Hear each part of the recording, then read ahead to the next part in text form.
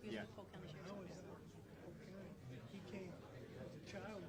We worked in the jail together back in 2000. Let me tell you about Polk. I arrested somebody in Polk County one time, and I have an talk sledge in my car. So I had all the paperwork done. I was just going to take them in. They're like, hey, we need your implied consent. I'm like, hey, doesn't exist. I already did this in my car. Yeah, well, we can't really accept it. I'm going to leave them sitting right here, and I'm going to drive through your Sally Gate roll-up door. If you don't know, it's called kidnapping. Yeah. I was only passing through. How old were you when you started? I started I was 20. Right at 20. He was a baby. He was. I was. He came to us as a baby. Yeah. Now Man. I'm ready to do. But can't we? Yeah. Eggs took half. Oh, man. I remember we gave him so much crap when he went to FHB. Yeah, they did. They gave you some bullshit crap. They weren't paying anything. I mean, And now you're here. That's hilarious. I used to be in Ocala. Yeah. I started in the Keys. I was down in the Keys for 15 years. So I went to Ocala for 9, then the academy, and then here. was that decent, the Keys? Oh, yeah. I moved down there in 93. I left there in 07. I voted to corporate out in the Keys when I was down there. But I worked for QSPD for 3 years, too. Oh, Yeah, so I went from one end of the state to the other. yeah, no joke. So when I got arrested in Polk, I was passing through. It wasn't on purpose. It was a DUI. Maybe here. I said, well, might as well knock one out. I don't think those are ever on purpose. Yeah, no joke. I was at that shield instructor class with a guy from FWC who was from Monroe County. I was like, oh, where's it at? He's like, bottom of the map. And I was like, oh, my God, Oh, I'm yeah. so sorry. Yeah. It's a long ride, you tell me. Yeah, no joke. Yeah. Ma'am, Hey, how are you? Do you need help? Okay.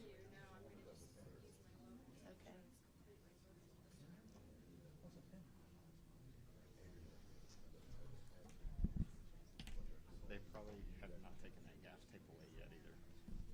Thank you. Good. How are you doing? It's good to see you. Good to see you too. It's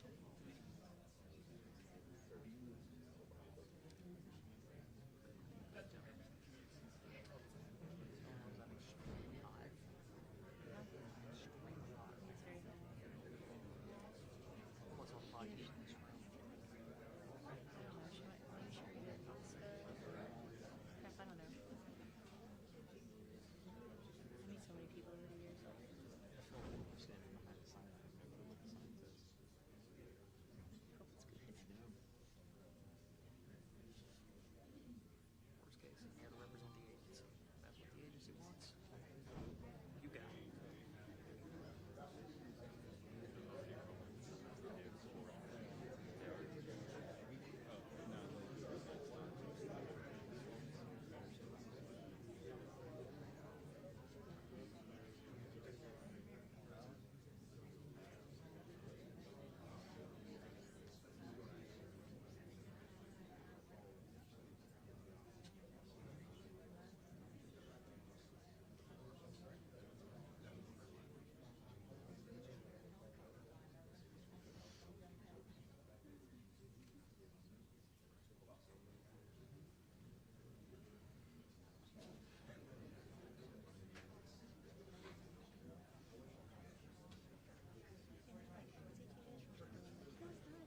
It's like a good 30-minute drive.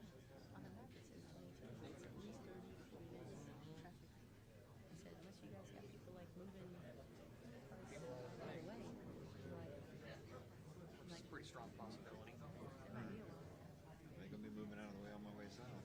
A bunch of us going south. Are y'all heading home? Yeah, we're supposed to debrief after this and then go. When do y'all come back at some point? The rumor is, yes, in a couple of weeks. Who knows where? So what Y'all coming back here or y'all going back to the Traffic stops, yeah. Put them in a Just stop stops and then the 287 Gs you call they're illegal. Or you can take them to jail. Deportation, I'll email you and arrest me. Jail's taken. And last night I drove to Alabama.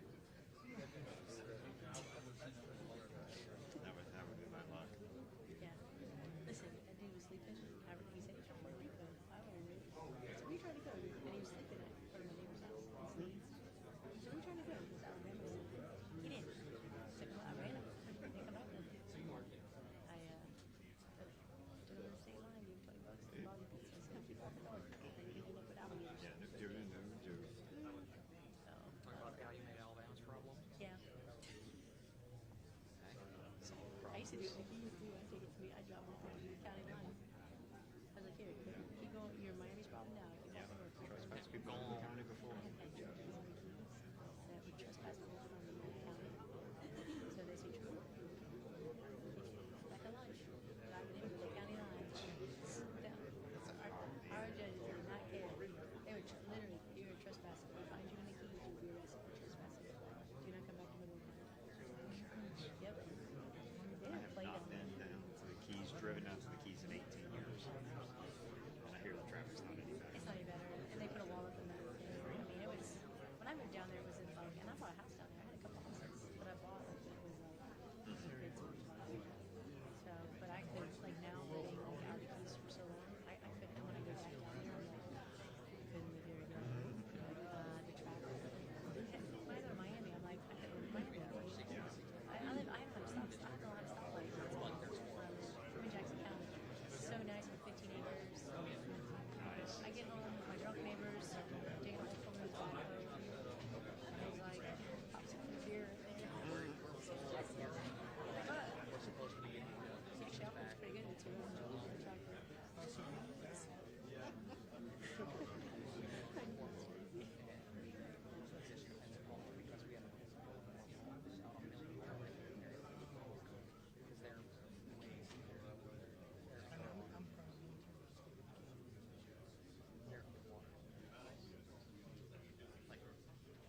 This is the water. I'm doing this. I'm drowning. They're drowning. They should put you in reserve status. You know what I'm saying? And then field position. The holding position is crazy. Especially when you have cases. I mean, y'all are not as big as we are. Oh, sorry. That's okay. Anybody standing sideways, pretty much.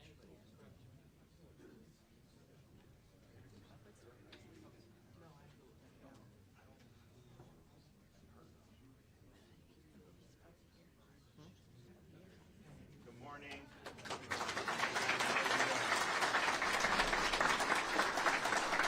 Good morning.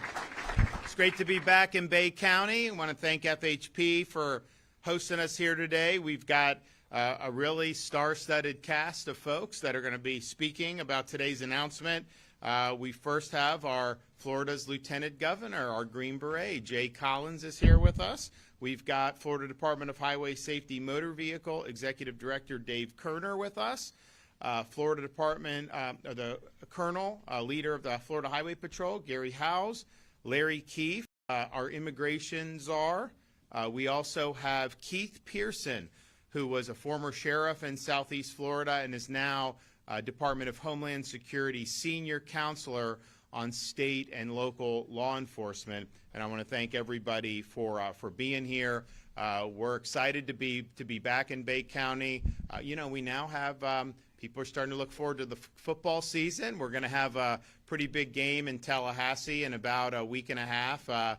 Not necessarily the program you want to see come into town if you are a Florida State fan, but Alabama is going to be coming to town, and I'm sure we have some Florida State fans in the crowd, right? Yeah. Do we have any Alabama fans in the crowd? No. Okay. Good. I guess you got to go a little bit further west before you start getting those there. It's interesting in the state you have. So like Miami fans are basically Miami. Like there's not really, like you go there, that's it. Kind of Tampa Bay, Orlando, that's definitely UF, no question. Jacksonville's a little mixed. Then once you get over in this part, really, really strong FSU. So this will be important. My kids are really excited about it, and I know a lot of people will enjoy doing that. So a lot of Floridians hopefully will be able to enjoy that. I want to make a quick comment on. We got news last night that we had a judge try to upset the apple cart with respect to our deportation and detainee processing center down in South Florida at Alligator Alcatraz. I just want to say this was not something that was unexpected. This is a judge that was not going to give us a fair shake. This was preordained. Very much an activist judge that is trying to do policy from the bench. This is not going to deter us. We're going to continue working on the deportations, advancing that mission. We knew that this would be something that would likely happen, and we will respond accordingly. But this mission is important. You either have a country or you don't. You have people that are in this country that have already been ordered to be removed by the current system, and yet the previous administration didn't want to do anything about it. We're now in this position where we're leading the state efforts to help the Trump administration actually enforce the law and actually remove these illegal aliens from not just Florida but from our country. And that's something that we didn't have for 4 years, and now that's something that we're absolutely on board with making sure happens going forward. And so we're not going to be deterred. We're totally in the right on this. But I would also note, because of the success of Alligator Alcatraz, there's demand for more. So I did announce that we are going to be opening another facility right outside of Jacksonville in Baker County, and we've called that the Deportation Depot. And so that is something that will be able to hold another 2,000. There's an airport close by, and so you have the processing and then the removal, and you can get that working very quickly. There is no truth to the rumor that the Northeast Florida Deportation Depot is going to be used to detain unruly Georgia fans during the Florida-Georgia. That's not true. Don't let anyone tell you that. I hear that percolating. That is not true. It is for illegal aliens, and that's what we're going to do. So we're committed to the mission. We're not going to be deterred. We see this happening all over the country. We knew the minute this judge got the case, we knew exactly what she was going to do. This is not anything that was unexpected, but we'll make sure to get the job done in the end. Now, we are here, and I'd also point out, and maybe the Lieutenant Governor will say a little bit more about it, you know, we had this illegal, some guy comes from India illegally. He ends up in California, of course, and gets a commercial driver's license. Now, first of all, he wasn't eligible for a commercial driver's license. Second of all, he doesn't speak or understand English. How are you going to operate some big rig when you don't understand the road signs?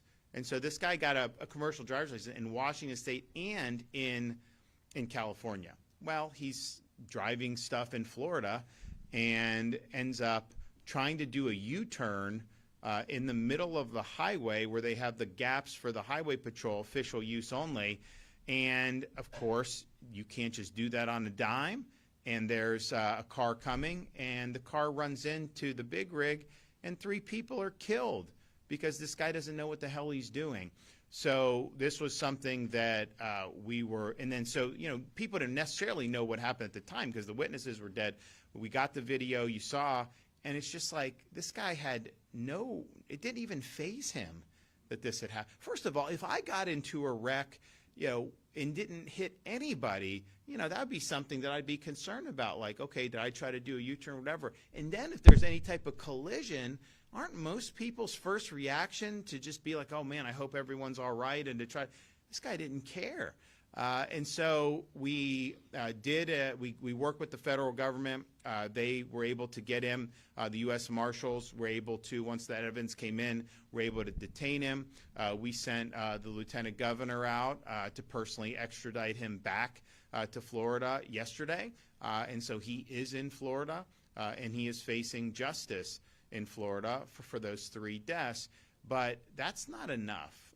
Yes, we'll hold him accountable, and he's going to potentially spend decades in prison, but why would a company, and this is a California company, why would they put someone behind the wheel of one of those things when this guy can't even communicate and doesn't understand English? And so the Trump administration, I think commendably, has already revoked the company's license to operate, and I think that's absolutely appropriate. We're going to be looking at what our remedies are, or maybe from the victims' families' remedies against a company that didn't seem to care about public safety. But then you also have the issue of California. You know, we've talked about these, we've seen this on display. Certainly since I've been governor, you see what has happened to Chicago. It's collapsed. What's happened to some of these places in California? You got homeless everywhere. You got obviously high taxes. You got people leaving. New York City, I mean, as bad as that got under de Blasio, I'd say, buckle your seatbelt if this new guy gets in. I mean, it's going to be a total disaster, and it's a predictable outcome of leftist policies being put in place. And we contrast that, we criticize it, we say, hey, people are leaving your state and everything. But it's not just kind of a philosophical debate. Yeah, Florida, people want to come here. We have low tax. We're doing all this stuff, low crime. The reality is those sanctuary policies of California are spilling over, and they are impacting people around the country. And this is a great example of that happening. So ultimately, we can do all the right things in Florida, and we'll continue to do it. But unless these sanctuary jurisdictions like California are reined in, you are going to continue to expose Americans in other states to the problems that flow from not caring about borders or not caring about the rule of law. So I just wonder, like in Congress, we've got a Republican Congress. All these guys that run when they ask you for their vote, I'm going to stop the board, I'm going to be tough on immigration. Not one runs openly on being weak on immigration, right? Because they know they would lose if they did that. And so, but yet, they haven't defunded sanctuary states like California. They haven't defunded sanctuary cities. They could overhaul this whole bureaucracy that makes it harder to remove illegal aliens from this country, and they haven't done it. So I think ultimately they're going to have to step up to the plate. What happened in Florida is the predictable consequence of these sanctuary policies. But we as Floridians, we can't reach out and change California's policies. Like, that's beyond our capacity as a state government. I have people, saying, oh, we wish California was doing, what you're doing. I was like, well, you got to elect different people. I mean, ultimately, that's what you got to do, and they haven't been willing to do that. So I think it's going to continue. But there is ways to hold these rogue states accountable. And Congress has the power of the purse. Congress has the ability to regulate appropriately, and certainly can help streamline the immigration operations that are being undertaken both in Florida and with the Trump administration. So I thank the Lieutenant Governor Collins for going out there, bringing him back. I know there's going to be really swift justice that's going to be administered, but this did not need to happen. This was totally avoidable, and it is the result of bad policies. Now, which brings us here today. We have recognized this issue as being something that's very important. I mean, I've been in Northwest Florida talking about different things that we've done. During the Biden border crisis, we sent people to the southern border. We were the first state to help Texas back in 2021 by sending folks to the southern border. We're also not a sanctuary state. When I became governor, they had not banned sanctuary cities in Florida. We got that done. We banned sanctuary cities. We don't allow driver's license for illegal aliens in Florida. We don't recognize out-of-state driver's license like California issued to illegal aliens. We don't allow local governments to issue ID cards to illegal aliens, and we don't even allow not NGOs to issue ID cards because they try to do this and try to get into all this. So we've been very strong on all of that stuff, as well as, when I became governor, they gave in-state tuition for illegals. We got that repealed. So we've done a lot of really good stuff. But the reality is, when Biden was in, it's like swimming upstream. You can make sure you have good policies, but if our highway patrol would stop somebody who's here illegally, Biden's people wouldn't do anything about it. They would just release them and let them go on their business. So there was really no interior enforcement. So when President Trump won election in November of 2024, we saw that as an opportunity to finally address this issue once and for all. And we may not get another chance to do it if we don't get the job done now. So we, at the beginning of this year, I called a special session of the Florida legislature. We needed to make sure that in the state of Florida, we're not a sanctuary state, but we want to be part of the solution. We're not just going to sit on our hands. We, because of that legislative push that I made, we are the only state in the country that requires all state and local law enforcement agencies to participate with DHS on immigration enforcement and removal operations. And that's made a huge difference. We've now set the standard. Other states are now following suit, not just on the detention in processing, like got a lot of news with Alligator Alcatraz, but so many other things that we're doing. And the Florida Highway Patrol has really been a huge part of that effort. I believe they were the first agency in the entire country to execute a 287G agreement with the Department of Homeland Security.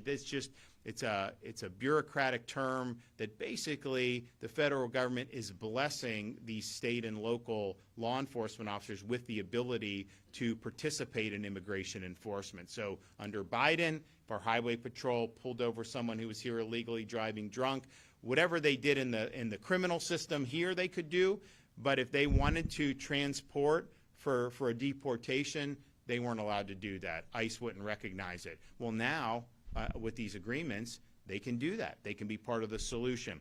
So we're really glad that we were able to do that, and so we've really led the way on all of that stuff.